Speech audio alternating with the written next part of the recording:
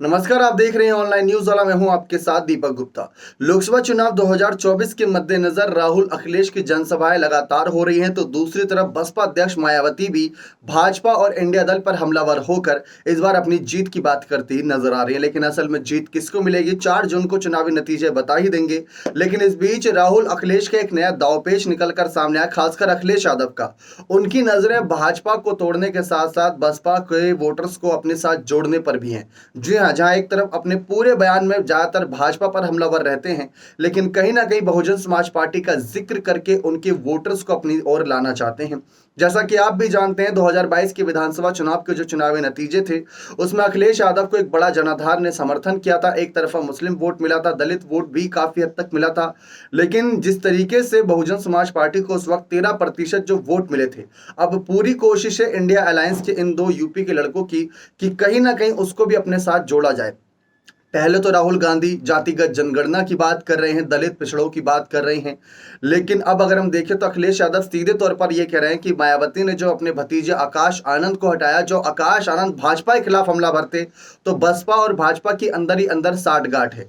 तो इस तरीके से अखिलेश यादव अब मायावती पर हमलावर होकर उनके वोटर से यह अपील कर रहे हैं कि आप बसपा को वोट देकर अपना वोट जाया ना करें, क्योंकि वो भाजपा के लिए लगा देगी कहीं ना कहीं। तो इसीलिए आप अपना वोट, अपना कीमती वोट इंडिया दल को दें, जिससे कि इंडिया दल आपके लिए काम करे, संविधान बचाए और साथ ही साथ आरक्षण जैसे बड़े मुद्दों को भी उस जनसभा, उस अपने पोस्ट के जरिए आगे रखते नजर आ रही हैं। ये बहुत ही चौंकाने वाला मामला है, क्योंकि एक तरफ राहुल गांधी की कांग्रेस थी जो बहुत ही ज्यादा विनती सिफारिश कर रही थी मायावती से कि इंडिया दल में आ जाएं, और यही उम्मीद थी कि अगर मायावती इंडिया दल में नहीं जाएंगी तो कुल मिलाकर इंडिया दल वाले मायावती के वोट बैंक को अपने साथ लेकर जाने की पूरी कोशिश करेंगे।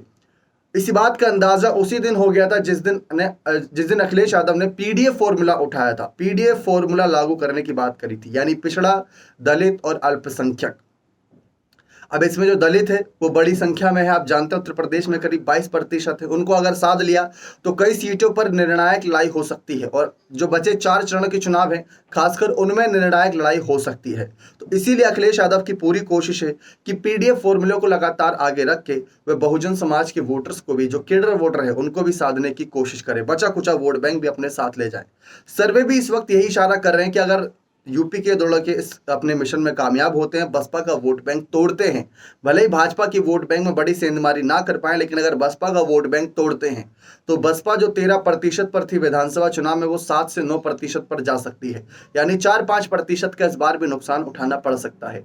मायावती ने अकेले मोर्चा संभाल रखा है। आकाश आनंद पर फैसला लेकर ऐसा लग रहा है फंस गई हैं, क्योंकि आकाश आनंद के समर्थन में एक बड़ा हुजूम उमड़ा हुआ है, बड़ी जनसैलाब आई हुई है।